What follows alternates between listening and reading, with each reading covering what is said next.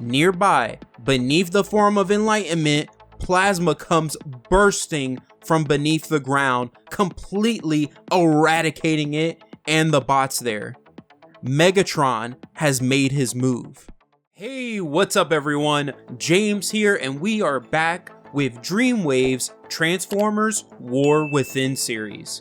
This story is so incredible. You're not ready for the madness. So real quick before we get into this video, if you are new here, check out the previous video right here so you can be all caught up. The link should pop up in the corner right here, or I'll have a link to the playlist in a pinned comment down below. Now for those of you asking about when Transformers Primacy is coming, I promise you it's on the way. I'm still in the midst of working on that script because there's a lot to unpack in that story. So in this video we will cover issue 2 and the War Within preview that's placed between issues 2 and 3, which gives us a glimpse into Grimlock's backstory.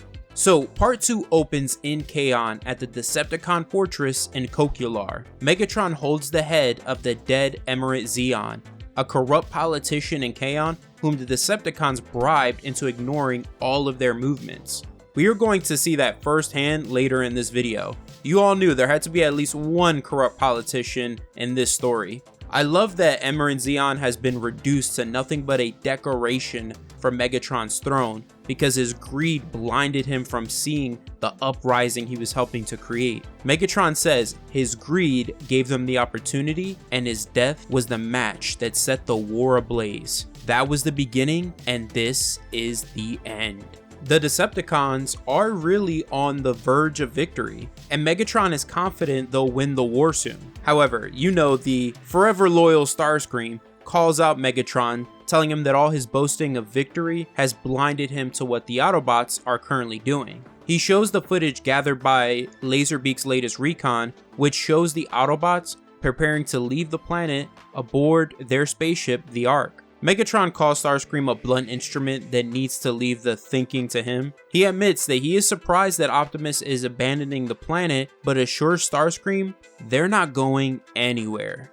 At Iacon's central spaceport, as the Autobots are loading the Ark with supplies, Ironhide and Cup are discussing how it feels wrong to leave Cybertron, but they know they have to follow Optimus's orders since they swore an oath of allegiance. Grimlock gets in on the discussion, making a very valid point about how all the years of fighting to end up just running is a slap in the face to all those who died before and to all of those Autobots who are still willing to fight for Cybertron. He says maybe it's time for a new plan and a new leader. He ends up just storming off. This shows us that some of the Autobots don't agree with Optimus's decision to leave Cybertron. Also that Grimlock's frustration and anger has built up even more after this decision was made. Remember in the last video, he was hoping to gain a prime that would lead the Autobots to some victories finally over the Decepticons.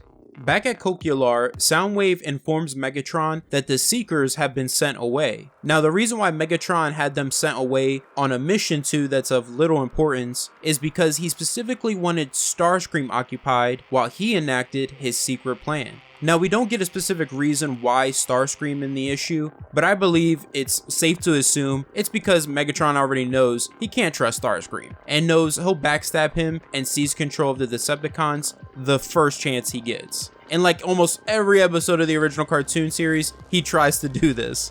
Now, Megatron's secret grand plan is to turn Cybertron itself into a mighty galaxy-conquering warship. Basically, he wants his own Death Star. He's been having the Constructicons work on this beneath Cybertron. Now, this isn't original to Dreamwave. In the Marvel Transformer comics, right in issue 1, we learned this is what Megatron wanted to do to Cybertron right off the bat. It was actually Simon Furman who expanded upon it in IDW's Transformers 84 series that served as a prequel to the Marvel Transformers continuity, where he called Megatron's plan Project Dreadnought. Now these planetary turbines the Constructicons are refitting weren't created by them, they were already here, and we will learn more about that later. What the Constructicons did was refit them to pump plasma out of Cybertron.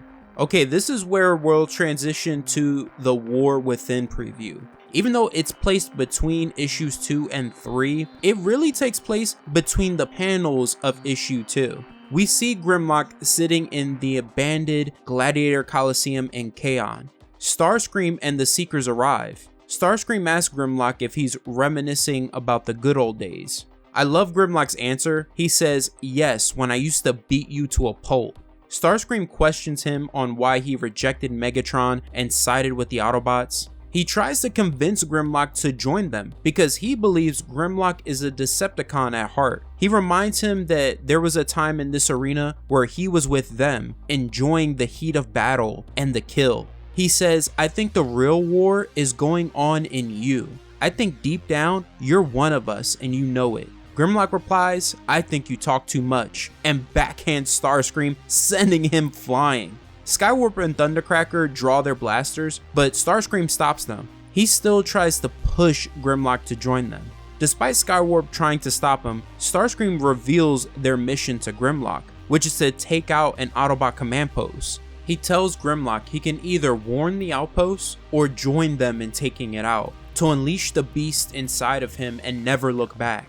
After the Seekers leave, Grimlock remembers those days before the war, where it seemed Cybertron was living in a reign of peace and harmony, when in reality, beneath the surface, gladiator battles were raging and a rebellion was brewing. As Grimlock is preparing for his gladiator match with Maul, Starscream approaches. He messes with Grimlock by telling him that some people are saying he isn't Decepticon Inner Circle material because he lacks a killer instinct. To no surprise, Grimlock starts choking the life out of him. Starscream tries to calm him down by claiming these aren't his opinions, that he's just trying to help because Megatron had his eye on him until he heard these rumors. That this match with Maul is his last chance to prove himself, but it's the end for him if he shows weakness again. Before the match, we see a quick glimpse of Starscream paying off Emerald Xeon.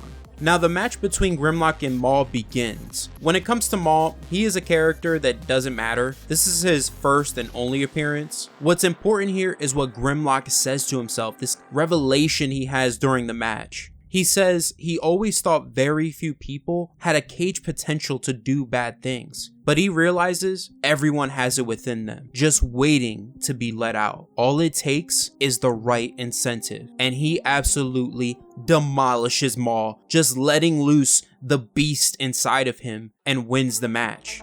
In the present day, the Seekers teleport to the Autobot command post and start laying waste to it. Starscream is confident that Grimlock is going to join them because, as we saw in the past, in his mind, he believes he successfully manipulated Grimlock into not restraining himself in that fight with Maul. But that isn't the case at all. You're going to see why in a second here. Once they reach the command center, they notice that no one is there. The command post is empty. A recording of Grimlock pops up on the screen, and he makes it clear that he's made his choice. He tells Starscream that the Autobots are gone and the mainframe has been wiped, that choosing between warning the Autobots or joining them wasn't hard. Before the war, he needed an outlet like the gladiator matches, but now in this great war, all that anger and rage inside of him has direction now. He says, "Me not like Optimus Prime or Autobots that much, but me like you and yours even less." At that moment, a bomb is activated and blows the command post to smithereens. Luckily for the Seekers, Skywarp was able to use his teleportation ability to get them out just seconds before the bomb exploded. But what I love about this is that it shows no matter the continuity, Grimlock is always awesome. And though he may speak like a caveman, he is intelligent. He outsmarted Starscream, revealed he never wanted to be a Decepticon, and showed that he might be a beast, but he can't be manipulated.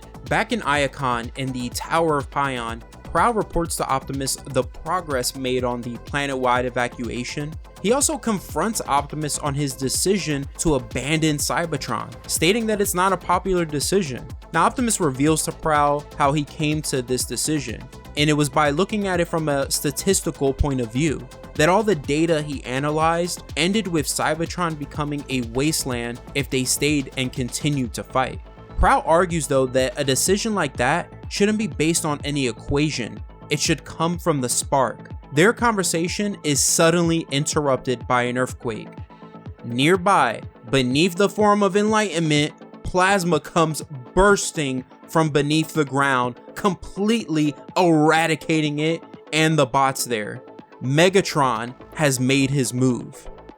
In Kaon, Grimlock sees the Forum of Enlightenment's destruction. Instead of returning to Iacon to help, he moves deeper into the Decepticons' underground tunnel system in order to hunt them down. Meanwhile, beneath the destroyed Forum within the tunnels, Megatron speaks to Soundwave and the Insecticons. In this speech, we learn how Megatron and the Decepticons began their war. As we saw in the flashback with Grimlock, they were staging gladiator matches, but that was masking them secretly raising an army of like-minded bots. He says those that were weak were snuffed out, and those that doubted were silenced. And when they were at full strength, they hit the Autobots hard without mercy. And even though it seemed like conquering Cybertron was their primary goal, that itself was a mask as well. It was all meant to be a distraction from Megatron's plan that we know now is to turn Cybertron into a mighty warship.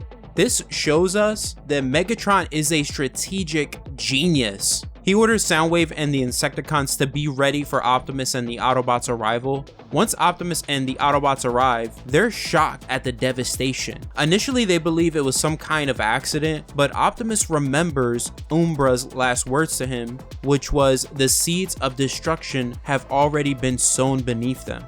He quickly deduces it wasn't an accident, it was Megatron. So he breaks off from his team, orders them to return to Iacon and accelerate the evacuation, and ends up exploring the underground by himself. He eventually loses radio communications with Prowl and then is met by the Insecticons, who immediately fire at him. Now he offers to surrender and go with them to meet Megatron, but Shrapnel clarifies that Megatron doesn't want to meet, he wants him dead. They all fire at the ground beneath Optimus, causing him to fall further into the depths of Cybertron. Luckily, he survives the fall, but Ravage is waiting in the shadows, ready to strike. So things are bad for the Autobots, but they're about to get much worse.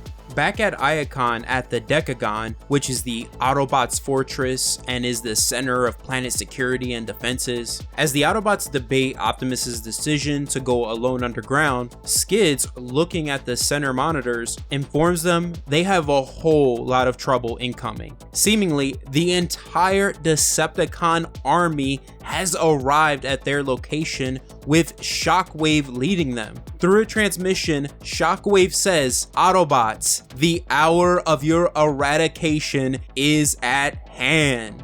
That's the end of the video, an epic cliffhanger. I hope you all enjoyed it. Make sure you have a fantastic day, and always remember, every day to go beyond until you reach for the stars, till all are one.